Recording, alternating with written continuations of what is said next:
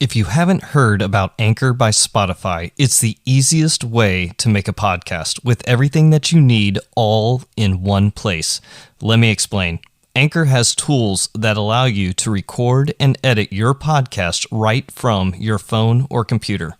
When hosting on Anchor, you can distribute your podcast on any listening platform like Spotify, Apple Podcast, and many, many more.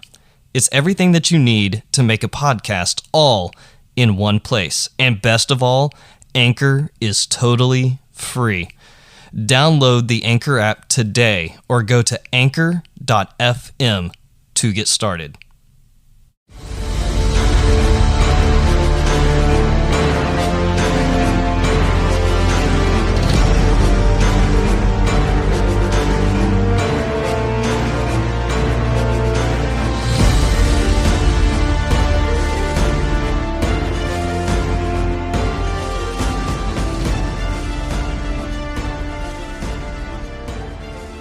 From Battlefield Studio Alpha, welcome to the Wartime Leadership Podcast, where we explore what spiritual resilience looks like from different perspectives. We often focus on the physical, emotional, and social areas of resiliency, but too often we neglect the spiritual pillar. This is often because it looks different for everyone.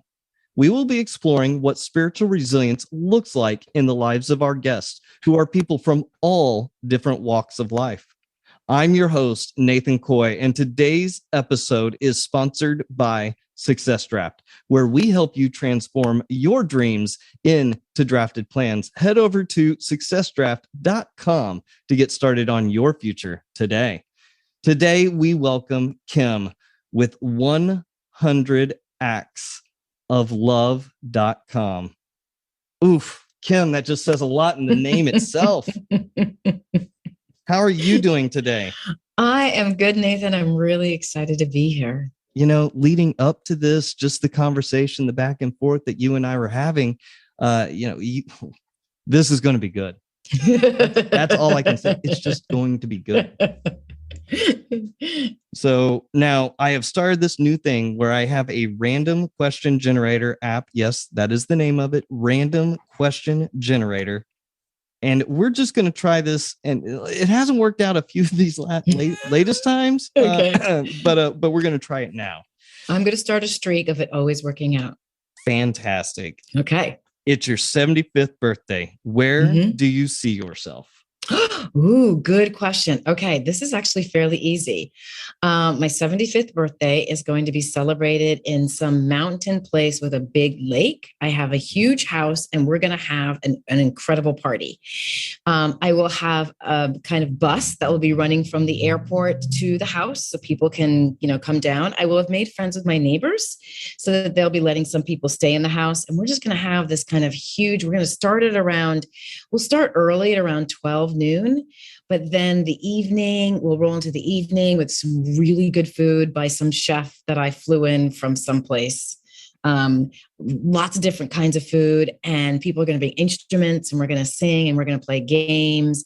And I want my 75th party to be a place where people either reconnect with each other or connect and make new friendships, new business relationships, new friendships that really that brighten their lives. Oh, that's there good. You go.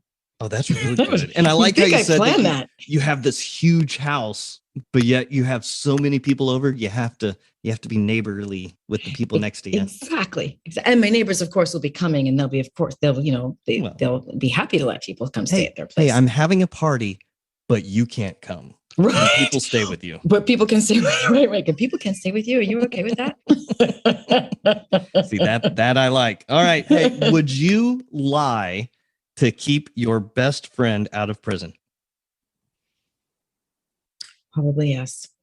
Does your best friend know this? No. Okay, good. They haven't tested it. So, and you know what? I have to say,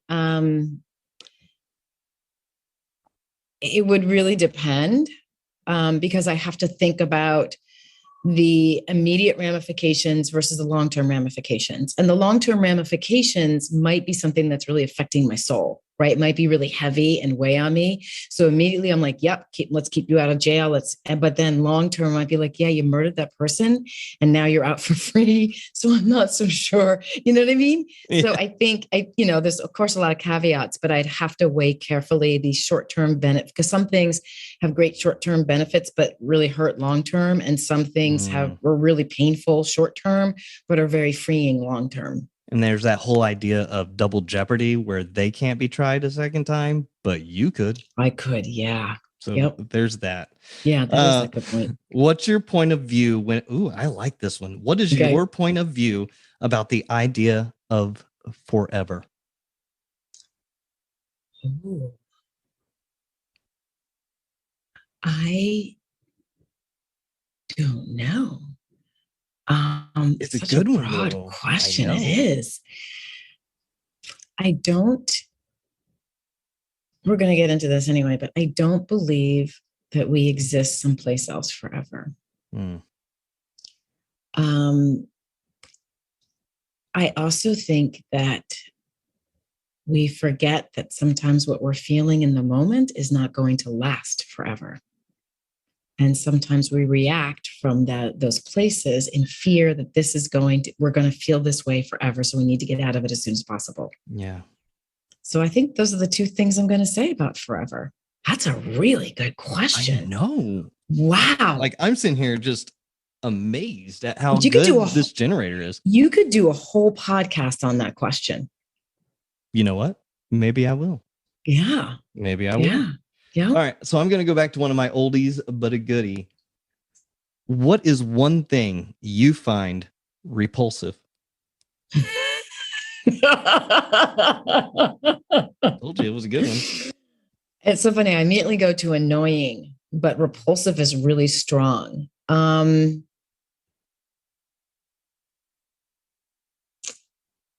keep thinking like physical things, but there's really nothing I find. You know what I really, you know what it is? Stepping in dog shit. I'm sorry. Can I say that? Can I swear on this one? I'm sorry. You're okay. Fine. Okay. Like I find it repulsive on so many levels. One, because I've got now dog stuff on the bottom of my shoe. And depending on the shoe you're wearing, all our shoes have grooves now. So now you got to clean out all the grooves. I've got someone else's dog's waste on and then the inconsideration. Like, dude, if you're going to walk your dog, you got to carry a bag with you and clean it up. Like, it's part of your dog responsibility. So I think that those two things combined I find really repulsive. Well, you know what? And think about it this way. Dog waste, I like how you said it that way. Dog waste doesn't really stink until you step on it. Yeah, exactly. And then there's the mental thought of, how much do I have left on my shoe? How much am I tracking in my house right now? Like, it's just, the whole thing is repulsive. How far did I go that people thought that it was me? I was in the grocery store and that's why that guy backed away from me. Right? And it was at that moment. Right. See, I told you folks, this one is going to be an episode you weren't going to want to miss. Oh my goodness. Sure. I love it. Hey, Kim, yes. You know what? Let's bring it back a little bit. I want to know about your background. I want to know where you've been, what you've gone through in life that brought you up to this moment. Sure. So I think for your listeners, they need to know that my husband died of cancer at the age of 44. We had 3 kids at the time who were 12, 9, and 7. And yes, I often hear people say, I can't imagine. And you can, and it's worse. I was married for 14 years at that time. I met my husband in a cave. And this is significant because my husband was 6'6", and he had never been asked to crawl into a small space before. He was a teacher at a private school, and the private school was kind of doing this outdoor thing to bring their kids together, to kind of start a community. And I was one of the instructors who was manning the splunking. And I thought he was really cute. And I said, you should come into the cave with me. At that point, I didn't really register his height because I had just come from a biking trip where I had been leading bikes with students with a guy who was 6'7". So his height didn't really faze me. And that was one of the things he loved about me, is I didn't mention his height the whole weekend. So I convinced him to come caving, and then he came twice. And that is sort of how we launched our relationship. Um, I'm very outgoing. He is very reserved. He was wicked book smart. I'm just kind of quick witted. He had an incredible sense of humor. We were really sort of a yin and yang to each other. And, as in any marriage, in the beginning, we were like, oh my God, this is so great and so wonderful. And in the middle, we were like, it would be great if you would only do X, Y, and Z. And in the end, and after his death, I really appreciate how he really was my yin to my yang. And, I was his yin to his yang, or whatever way you want to say it. And he gave me the safety and security to even after his death, it was something to do what I do now. So my story is my husband, I always like starting with a story. We were sitting in the doctor's office, and the doctor was looking at the results on the screen and then looking at some papers and writing notes. And then he finally looked up and he said, okay, here's the treatment plan I want to go with.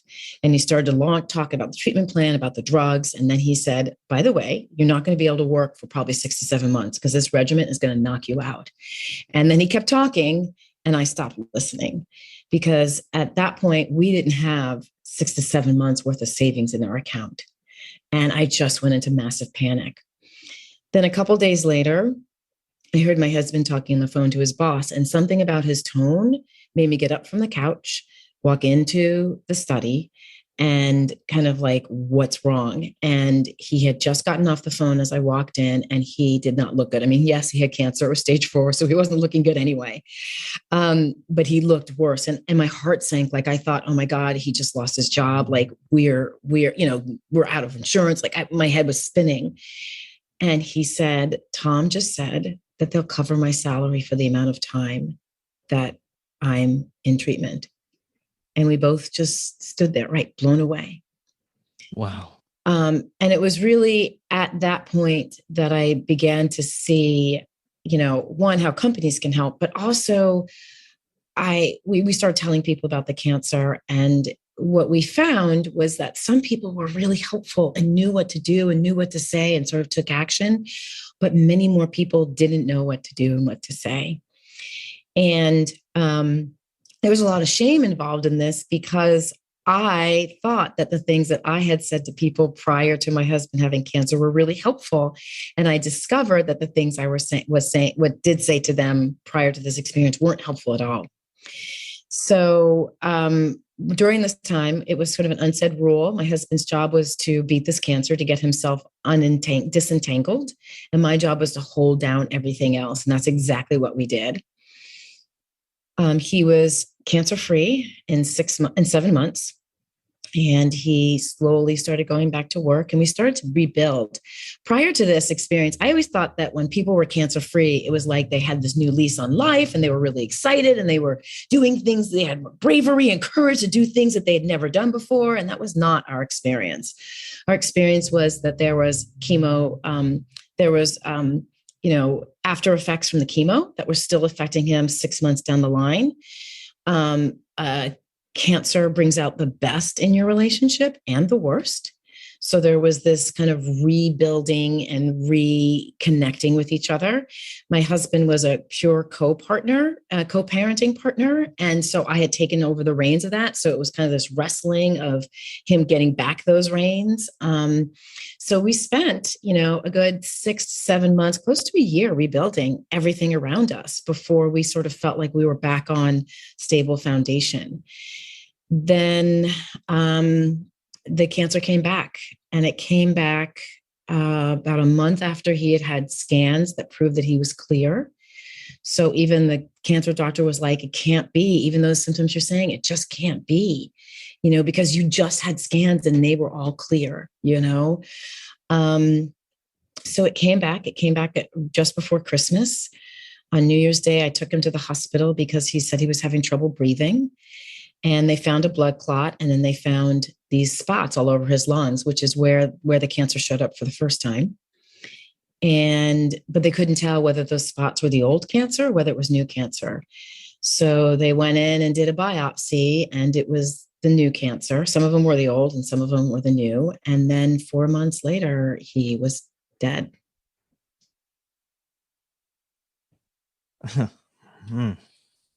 Wow. Yeah. That's a lot to take in to go from stage 4 to in remission, Yep. no worries, to back at it again. What did that look like on that emotional roller coaster? It's a lot of denial. Mm. you know, I think the interesting thing that happened when the cancer came back was it came back at stage 4. So I was angry that he didn't call it sooner in his own body. Um, and then there was just, I realized now looking back, I was operating in so much fear, like just 100% gassed on fear. And, when you're in fear, there's also a lot of denial. But there were these moments of, his birthday was in February. And I remember he needed a new wallet. I remember picking up a wallet and thinking to myself, you know what, just wait. Maybe a new wallet isn't a good idea right now. But forgetting that I had done that, till after he died. Right. So I was I picked up that wallet, had that thought, put the wallet back down, walked out of the store. And then, a couple of years later, I was like, oh my God, I had that thought. Because people say, you must have known.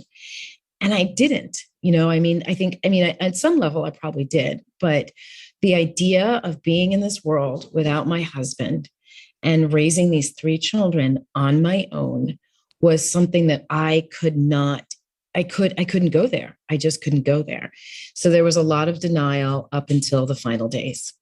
And when those final days came, it was like, okay, there's a song by Sarah McLachlan, which is hold on to yourself. This is going to hurt like hell. Mm-hmm. And I kept a blog during this whole time. And I remember writing that, like, this is going to hurt like hell. Like, I have no idea what I'm doing.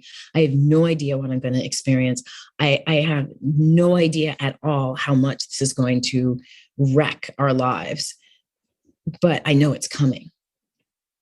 And to go from a 2-parent home to essentially a single parent home who Yeah. you were, even though he's there, you're having to take those reins and like you said, go from co-parenting where he was a 100% in co-parent to now you're and then you came back and now you're having to give up those reins of leadership. Right. Which is actually okay which at first I fought, but then I was like, no, because he was the stern one. He was the disciplinarian one. So actually under his rule, things worked much better. I like, after his reign. After his reign. And so that's why we co-parented so well together, because he would be so stern. And then I'd be like, baby, he's 5. And he'd be like, oh yeah, he is 5. Okay. So we were a good match in that way. And there was a lot more leniency in the house. It was easier for me to be lenient. It was a really, I've been reflecting a lot on that. I've been doing a lot of podcasts, and lately y'all have been going deep. And it's, to look back at that time, to see myself in that fear. Sometimes I can still physically fear it. I was terrified, absolutely terrified. And I was terrified because I knew it was coming. It's the known. Yeah. You've experienced it. Mm-hmm. Yeah. It's the known. It's the unknown. It's the known unknown. Right. I knew something was coming, but I was unaware of what that experience was going to be like. And then the second time when the cancer came back, it came back as stage 4. So it's like you picked up right where you were before. Yeah. And his body picked up right when they were, he lost weight instantly. It was unbelievable. In like 3 weeks, he was back down to the original weight he was when he finished chemo the first time. He just dropped. His whole body was like, oh, we know what to do with this. Wow. So what did it look like from a leadership perspective for you? Because you're leading your home, and now you've got to take the role of the dad and mom. That is such a powerful question. I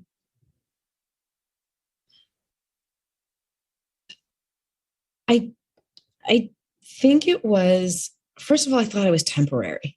I thought I was a temporary leader, right? Yeah. So I knew I had to do some things, but I was sure that the other leader would come back. And so we'd be able to co-lead together. Um, I think where it really changed was actually after he died. And it was really understanding, wow, this is so, oh my gosh, Nathan. So my leadership style is very much kind of like vulnerable railings. And what I mean by that is I think it's really powerful to be honest and open about where you're at. And I think you can still ask people to perform, right, when you're vulnerable and when they're feeling vulnerable. So they may not be able to perform at the level that they usually can, but you can still ask them to do things to the best of their ability. So I don't believe in complete and total empathy where you're like, let them do whatever they want because they're having a hard time. I believe in empathetically leading. And I realized that's sort of what I modeled with my kids because I fell apart. Yeah. I mean, I fell apart. I was pretty useless as a parent for those first 6 to 9 months. And then I was like, okay, since I have to do this by myself, where do I need to start? It was sharing. It was like, hey guys, guess what? Mom cooked dinner tonight. It was sharing those moments of excitement. Or, mom changed the light bulb on the porch. She got through the spider webs and the moss, mom rocks. It was sharing It's those celebrations. it's the celebrating of the small moments. Exactly. It's like, mom, I remember my son threw up and he was so apologetic because I was the blood person in the family. Like my husband couldn't handle blood or guts or anything. I was that person. Vomit made me vomit. We all were very clear on that. A sympathetic thrower upper. Yeah. Exactly. So the first time my son threw up, he tried to get to the toilet. He couldn't get there. He felt so bad. And I'm like, it's okay, Langston, we got this. And I cleaned up the vomit and I was like, look, I did it, So it's being honest about where I was and what I couldn't do, and then making an effort to try it and do it and fail, and then to do it and try it again and get better at it. So sharing that. So I think that's where my leadership capabilities really shifted. Because I had to hit that bottom. Like I had to go to the, you know what, you guys want to stay up at 10 o'clock on a school night?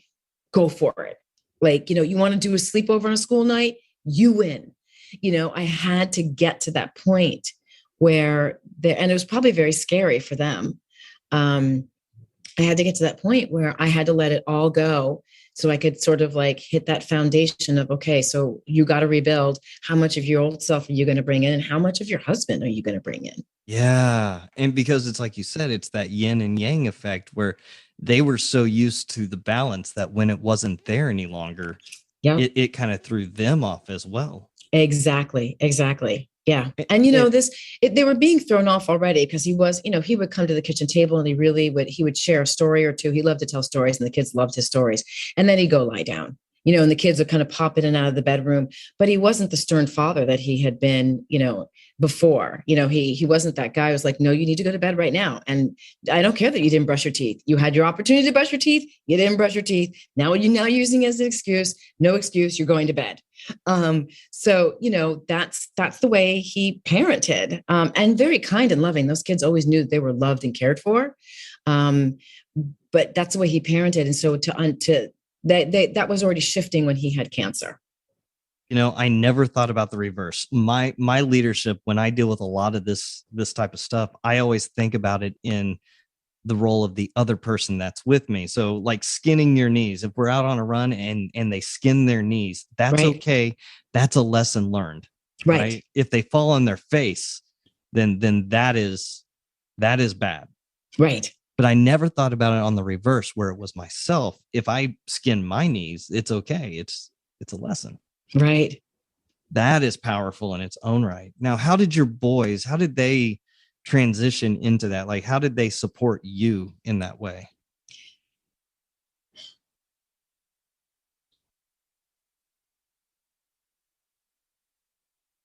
I honestly don't know that I can answer that question. I think that, no, I have a girl in the middle. So I have 3 kids. So I have two boys and a girl. Um, I do remember them. I remember, I think that what they did was they supported each other. I remember there's a picture I have of at the memorial of my husband, and my oldest has got his arms tightly wrapped around my youngest. So it's my oldest son, and they're 5 years apart. And he's my youngest son is sitting in his lap. He's 7. My oldest is 12, and my oldest has his arms tightly wrapped around, my son. Um, I think that they did a really good job of watching out for each other during that time. I don't think that they were as concerned about me, or maybe they probably were in their brains. I think that's where they started to learn what resilience looks like, because I hope that I've taught them. Look, that was a bottom, and then you saw me come up. And then you saw me drop down again a little bit. Then you saw me come back up, and you saw me falter back and forth, falter. But you always saw me, that Buddhist saying, fall down 7, get up 8.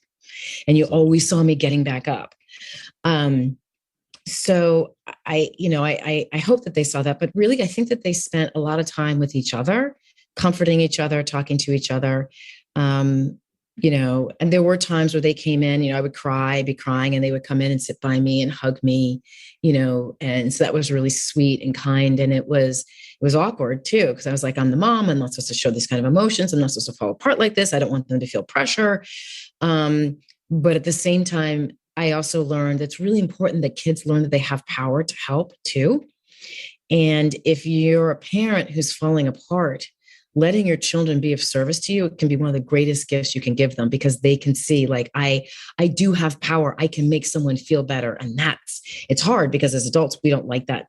We don't want them to feel that way. But I think that's part of what they learned there too. Yeah. I am the protector. I will keep care of you. Yeah. That role reversal can be difficult, but when you empower them, it's like you said, when you empower them and they can see themselves in that role, that's a power latch right there. It really is. So you mentioned the resiliency side of it with your kids and whatnot. How do you define spiritual resilience? We talked about this before, and I thought it was a really powerful question, and I didn't think you'd ask me this early on. Sorry. Clearly, we did not coordinate the timing of this. I define spiritual resiliency as the ability to come back to a belief system that sometimes feels like it fails you. Wow. I have a spiritual practice that I do every day. I meditate every morning. I read a few Bible verses, although I don't consider myself a Christian. I read some Buddhist literature as well. And there are days, and every morning I write 10 things I'm grateful for. And there are mornings I'm looking at the blank page because I'm pissed. I feel disconnected. I feel left out. I feel like that spiritual stuff is for somebody else. Clearly it's not for me because it's not working right now. Usually it's because I have residue from something that happened the day before that I haven't expressed and dealt with.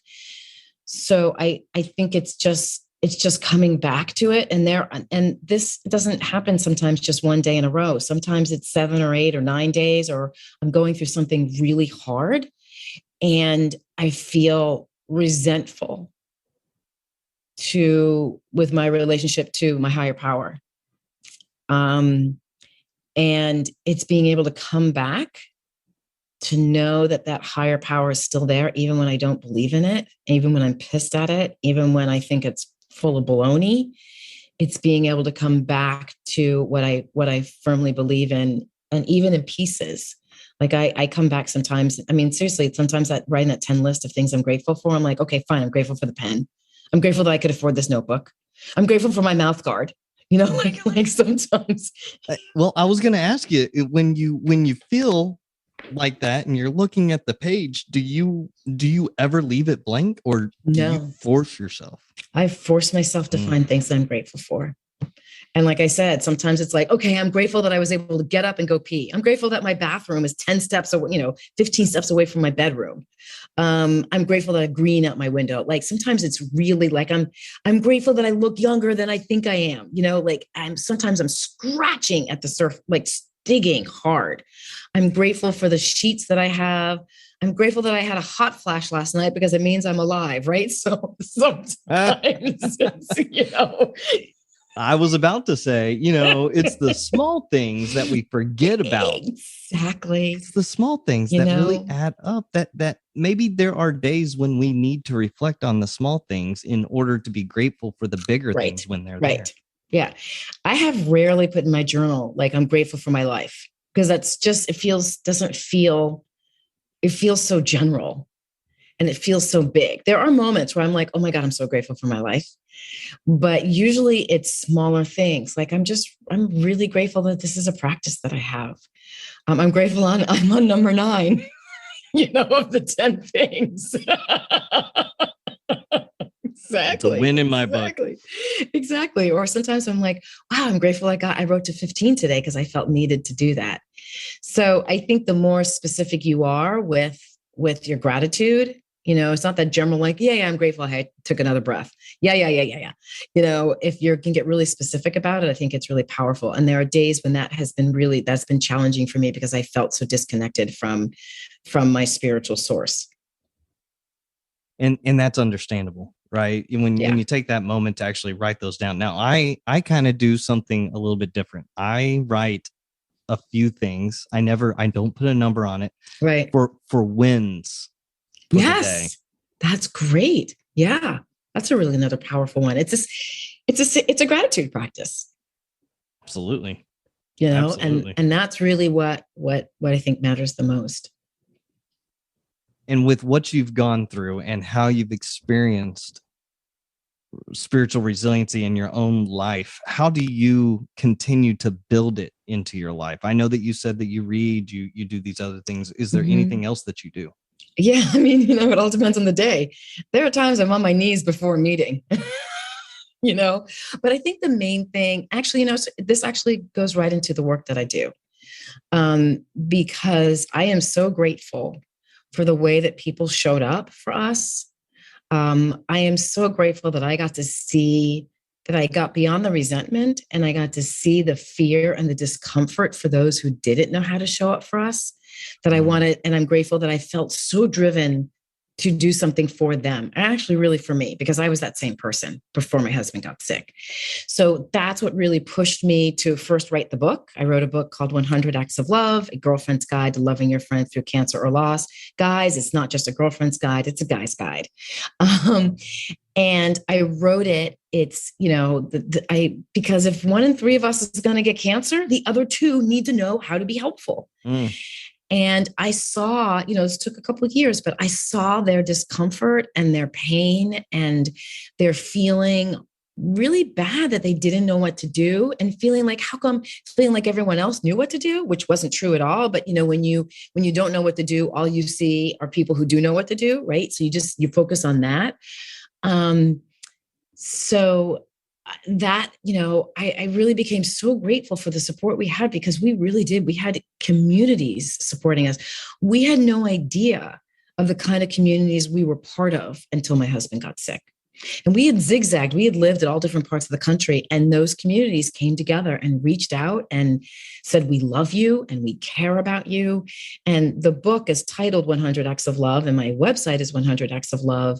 My business is 100 Acts of Love, because every single time someone showed up with something, it was like they were saying that they loved us. Here's a massage gift card. We love you. Here's another lasagna. Although I will say, don't bring people lasagna because everyone else does it. And after the first month of getting lasagna after my husband died, my kids were like, no more lasagna, Mom. We're done. Like, no, we're not eating any more lasagna, because everyone made lasagna differently. And it was always a surprise. And sometimes they loved it and sometimes they didn't. And they were just over lasagna because it was the one meal everyone bought. So there's this,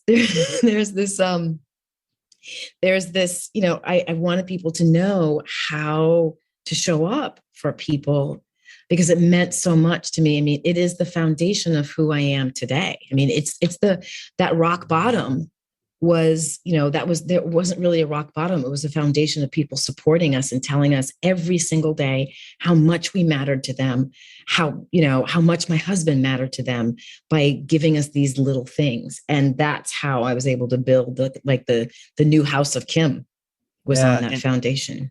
And in that, you also talk about some of the questions that were asked of you, and the ones that were kind of uncomfortable for even you to sit there and try to answer.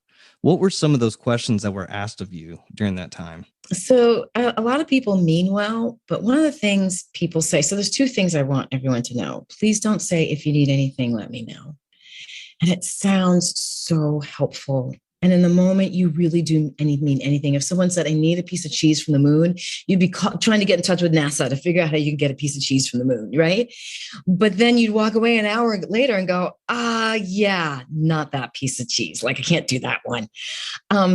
So it's unhelpful for four very specific reasons. One is when we are going through something difficult, most people just want to be seen in that journey.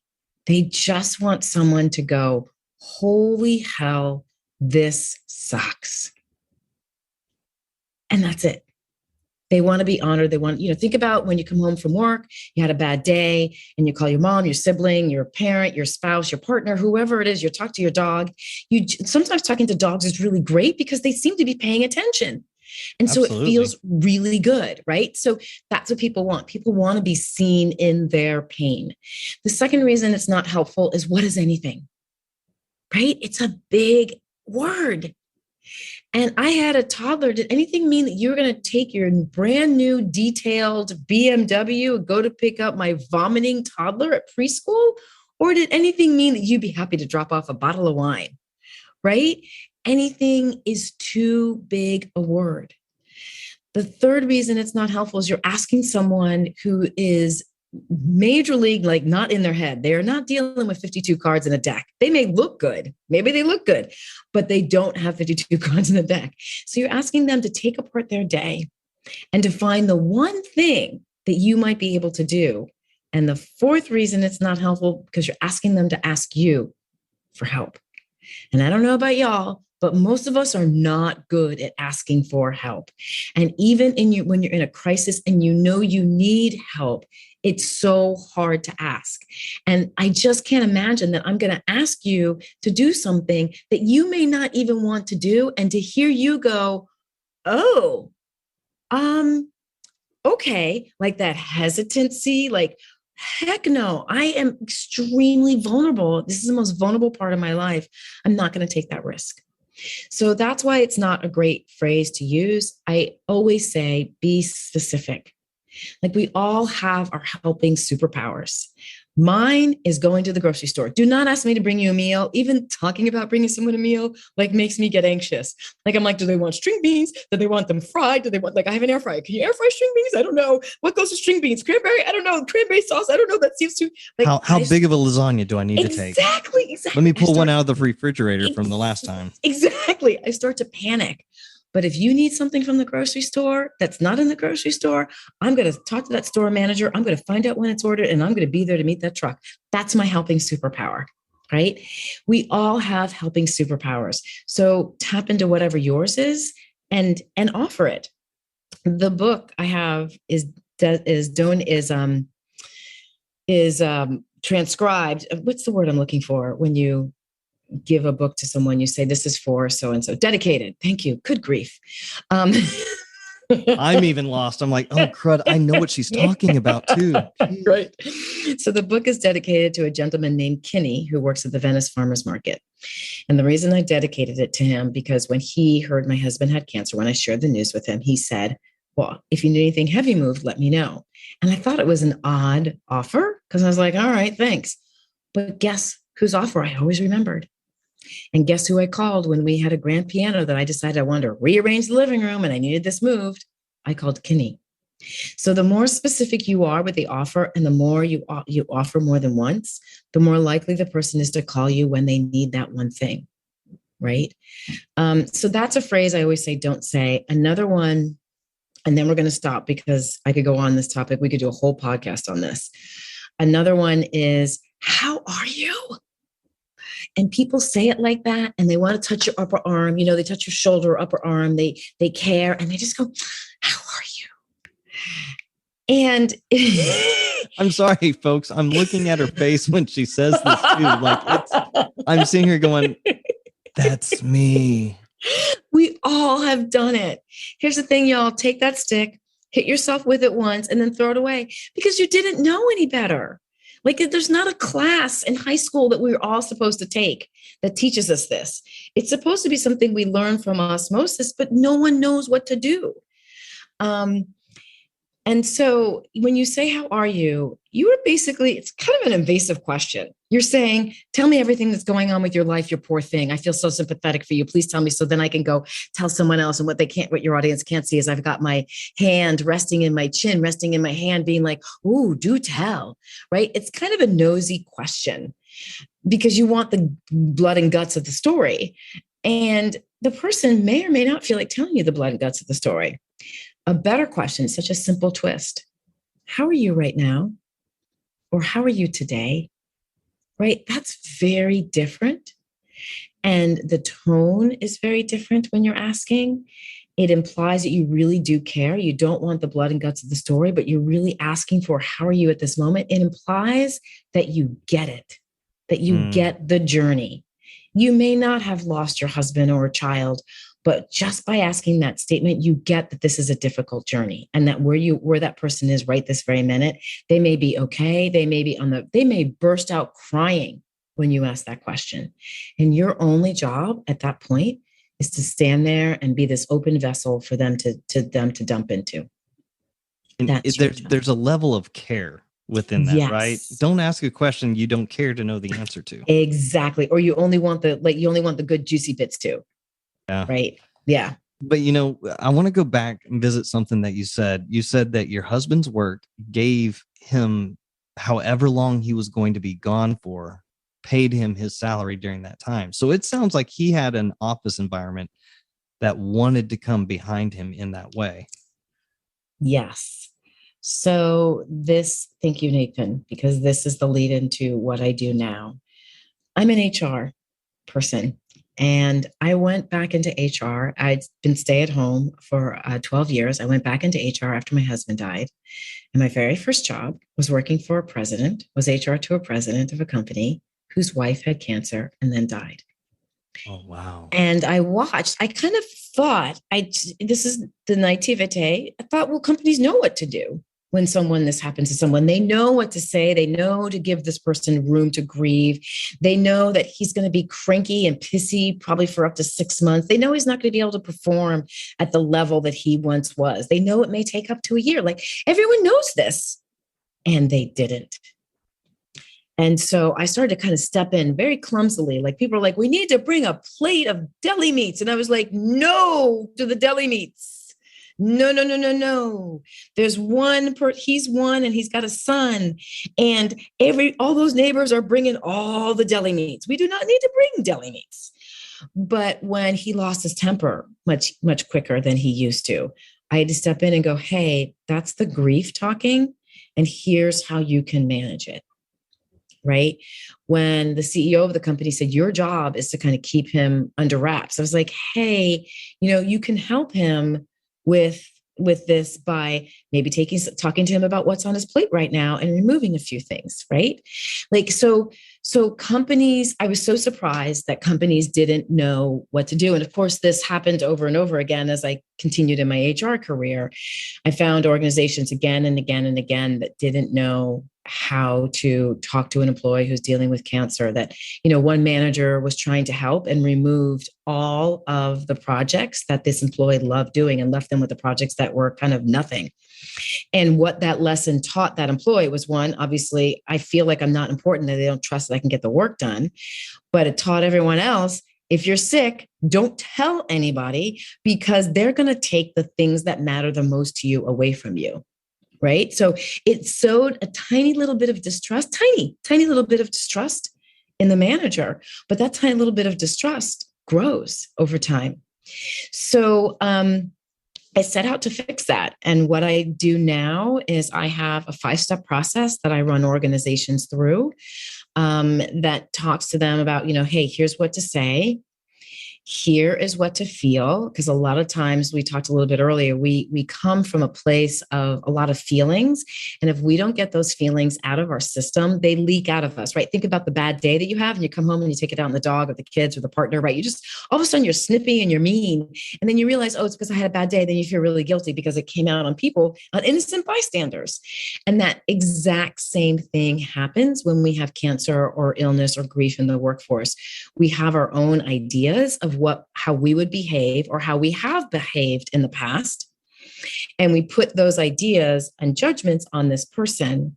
And if they don't match what we think, we get resentful or angry and we get mad. And all of a sudden the work that they're doing isn't enough or isn't, or they're doing too much and they should be home and that you don't think they should be at work. The other thing was, we have a lot of stereotypes, right? When we say cancer, we all automatically, thanks to TV and TikTok and Instagram, we all see bald people who lose their eyebrows, lose a lot of weight. Well, there are over 200 kinds of cancer, and they are treated completely differently. And there has been a rise of the use of immunotherapy, which means that some people don't lose their hair and they don't lose weight, or some people gain weight. So it's, we have our own stereotypes of what it means to have cancer that I ask managers to really examine. Because if you have the stereotype of someone the manager who took the projects away thought that the person was going to lose their hair, become bald, become weak and frail, and wouldn't be able to do the work. And turns out they were on a chemo where they didn't lose their hair. Right. Mm. So, having to examine those things. So we talk about that. Then we go into assessing. A lot of managers, people want to run in like deli meats. Let's bring them deli meats. Well, let's assess the situation before we bring deli meats. And that means looking at everything. So, how much has the employee told? How many people has the employee told? Are you the only person, or did they already tell the whole team? Have they been in touch with HR? Is HR leading this drive? Or if they're salespeople, are they talking to their customers or vendors? What is my skill as a manager enabled? Have I dealt with this before? If I have, what was my reaction? If I haven't, what are my fears around this? As an organization, how do we as an organization do this? It turns out we weren't as special as we thought we were because the school, it was a school that my husband worked at. They had done this for someone else who had a brain tumor. I think it was like 3 years before my husband got sick. So this was sort of the way that they operate. This is what they did. And I do want to say that they were very gracious, but we also they paid half his salary because we turned over our state disability checks to them. So, wow, but it was a fair, it was an incredible deal. So there is one story. I love this story. There was a gentleman in the organization who my husband and him did not get along very well. They were respectful, but they didn't particularly like each other. And when my husband got sick, there had been a mistake that had been made that he was an HMO and we had signed up for PPO. And this gentleman went all the way to the president of the insurance company and said, you need to change this and fix it. He fought all the way to the top.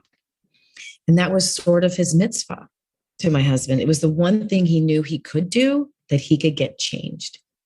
And so that's exactly what he did. And because of that, I fully 100% believe between him and the doctor we were able to go to because we were on a PPO, he gave my kids an extra 2 years to know their father because the treatment plan that we were originally on would not have worked with the aggressive cancer that he had had. My husband would have died at the age of 41.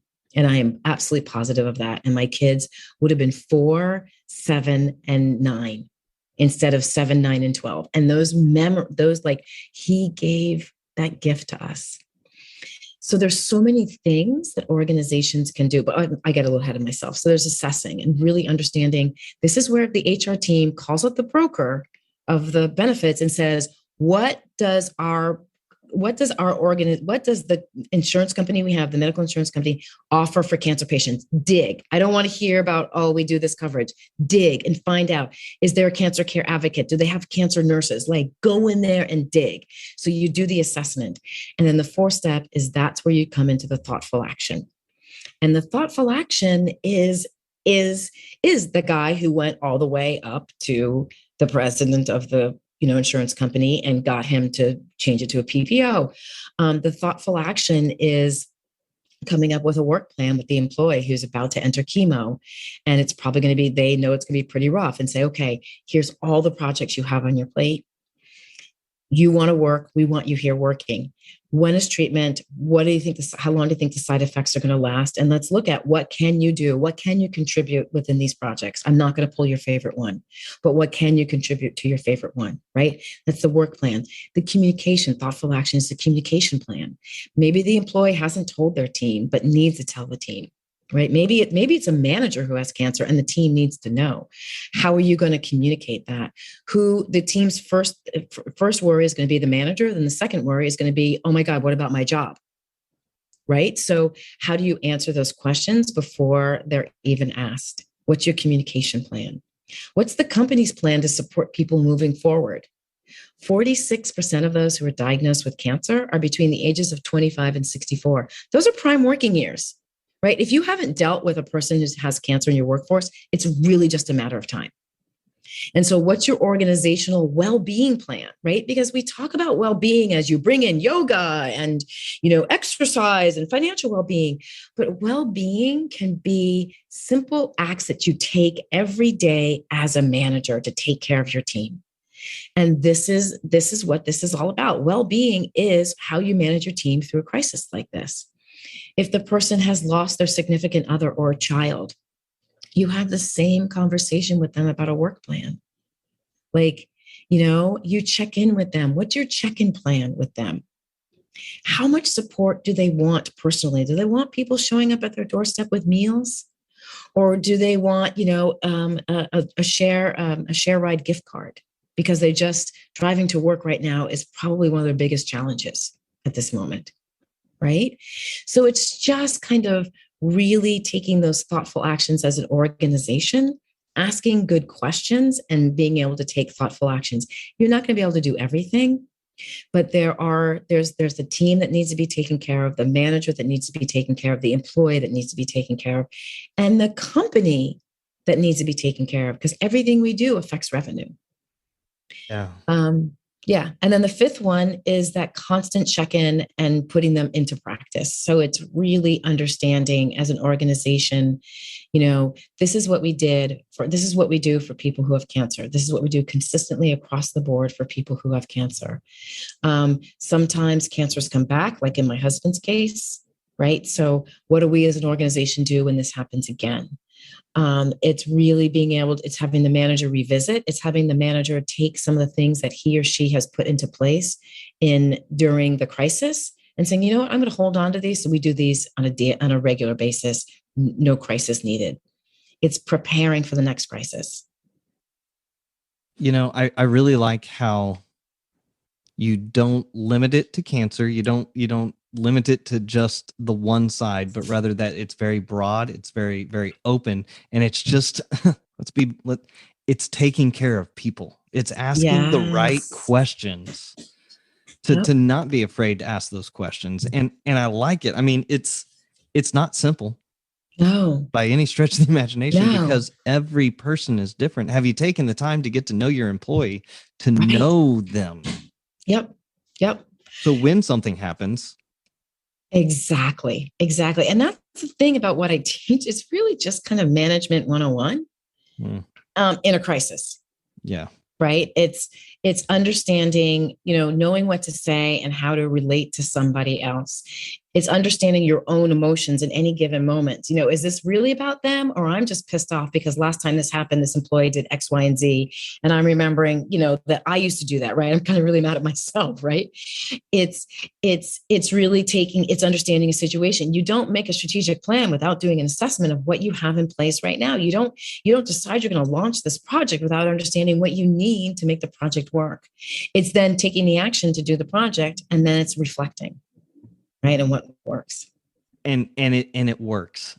I mean, it really does. You just have to care. I tell my people, I can't teach you how to care, but I can show you. Yes. You know, a lot of that's going to come from showing them step by step. But these types of things I didn't think about, like the communication tree. How do I take and devise a communication tree around this to ask the right person the right questions? If X happens, then this. I don't think you have to plan for everybody. Like, you don't have to be like, okay, right, pull out plan 462. Right. It's this cancer where they're going to be out Thursdays and Fridays, and they're on this project. We've got a plan for that. Yeah, we got one. Don't you worry. But it's this mission that you have been thrust into. Let's be honest. Like, you were thrust into it, right? I'm gonna say no. Okay. I'm gonna say I do this because I want people to know how powerful they are in other people's lives. Okay. There wasn't, I guess in a way I was thrust because I kept thinking about this. Like, this was an obsession from, I think it was probably the third month I started writing. Like, even my blog posts, I go back and I was like, oh, look, I was giving people hints right here. So maybe I was thrust into it spiritually. Like, I couldn't let this go. I wrote this book and I sat on it, and I was waiting for Oprah to discover me, and she didn't. So Hey, well, she has a house here in Charleston. So if you're ever back visiting, I'll just kind of I'll leave her a trail of books. Yeah. So I was like, okay, so that's not going to happen. So I have to do something. And I fought it. I didn't know what I was doing. I was embarrassed. I didn't think I had a voice. It took me, this book was written in 2015, and it's now 7 years later, and I am full on in this, in it. But it took me that time to really accept that this is what I need to be doing. And I do it because I see so many people so bereft that they don't know what to do and they don't know how to help. And it kills me, because I just want to say, here, like, just be yourself, show up as yourself. And that's the best thing you can do for that person. Like, and they need you. Like, don't think of yourself so small that you're not needed. You are exactly the right person to deliver to them the exact right thing. You're the only person who can deliver it to them in the way that they needed to hear it from you. Yeah. And so that's my passion. So I would not say thrust, but thank you for that. I would say passion then. There you go. You're passionate about it because you were affected by it, and you want to be able to help others through the transition time for them. So the book is 100 Acts of Love, a girlfriend's guide to loving your friend through cancer or loss. Yes. And it's not just a girlfriend's book. I caught that when you said it before. So I am really interested in this. So I will be purchasing this to get it in myself, especially after having the conversation with you, because, this is something that I have dealt with at work as well. Yes. On a personal level with a good friend of mine who went through cancer. And what she experienced and was being told to her. So this is a personal thing for me as well, and why I'm getting this. But the thing that I'm so grateful, Kim, that you took this time to come here to talk about this, because it is your passion, and I think it should be everyone's mission to act this out. Yeah, I just want people to know that you're important. I think we spend so much time thinking that we don't matter, that we're not good enough, and that I'll be good enough once I get this and do that and lose the 10 pounds and have my hair look like this but you're not. Like, your friends love you for exactly who you are. And showing up who you are is the most important thing that you can do for anyone who is dealing with a crisis. And talking about helping individuals through stuff, I know that personal development is another side that you also enjoy. Yes. And I saw you grab a book earlier. So what book recommendation do you have for listeners? Well, I have a confession. I grabbed my book. Okay. Hey, and that is perfectly okay. But actually, one of the books that I've just recently reread that I am in love with is something called The 4 Agreements by Miguel Ruiz. And in it, he talks about 4 sort of agreements we make without thinking about we're making them, and how we need to not make them. And one of them that I love is don't take it personally. And we all throw that around. I'm not going to take it personally, but man, what a jerk, you know? And what I constantly learn and relearn and learn at a deeper level is one of the things he said in there is if someone comes up and shoots you in the head, you can't take it. It's not personal. And I was like, hell no, that's where you're wrong, mister. Like, Mr. Ruiz, I got to be writing you a letter because you are wrong. But if someone comes up and shoots you in the head, it's about where they're at. Mm. And the reason I love that so much is because sometimes people aren't accepting of help. They just aren't. And you can try all these different ways and you can show up and you can really, really want to open your heart and love them. And they can be like slamming the door in your face and giving you the finger. And but it's not you. It is about their own history that lets them slam the door in the face and give you the finger. And the best thing you can do, if it's about when you can remember that it's not personal, is just to kind of, you're showing up, gave them a little bit of love. And you don't know what that little bit of love can do. Right? You don't know, they may open up to someone else that they have never opened. Maybe they're going to call their sister and say, hey, I really need help, because you stood on their doorstep and said, hey, I really want to help you. And they're like, no, go away. I don't need your help. I'm an American. Darn it. I'm strong. I'm independent. I don't need anyone's help. And then they turn around and they're terrified and they're lonely and they're not going to call you, but they call someone else. So I love that one. And it's something I really try hard to live by. I'm not always successful, but so I love that book because there's this 4 agreements in there that are very dear to me. And it's a book I reread. You know, it's a short and it's easy read too. By the way, it's not one of those ones that's like thick and you have to read it. It's a really short, it's a cute little short, easy read, but powerful. So that's the book that I recommend right now. The 4 agreements. Kim, any final words? Thank you, Nathan. This has been so great. And I seriously, this has been the best. You've asked the best questions. I really love what you do and I'm so appreciative of it. And you have one more subscriber. I'm going to smash that like button and leave it. Hey, y'all, if you really do like what he said, if you like what I said, seriously, leave a comment, leave a review, because it does help these podcasts get known. And he did not pay me to say that. So yeah, I so appreciate your questions, and it's true. You represent very much what I represent, which is this kind and loving with railings, right? There's a really neat intersection between being compassionate and focused and productive. And, I think that's exactly what we need to be doing more of, in management and in leadership. So I adore this. I adore you. Thank you. Well, those are my final words. Thank you, Kim, so much. Hey, the book and the website, 100actsoflove.com, or the book, 100 Acts of Love. Buy it today. That's how I got her to say what she said. Just going to say it right there. How about that? Hey, today's episode is only possible thanks to my friend and producer, G. Frazier with 369sounddesign.com. Jeff, Frazier, you have to make me sound good every week, and we all know that is a very hard job to be able to pull off. So you are truly the one with the hardest job, and I am so blessed by you. We are blessed by the entire team here at the Wartime Leadership Podcast. See you next time. Be blessed.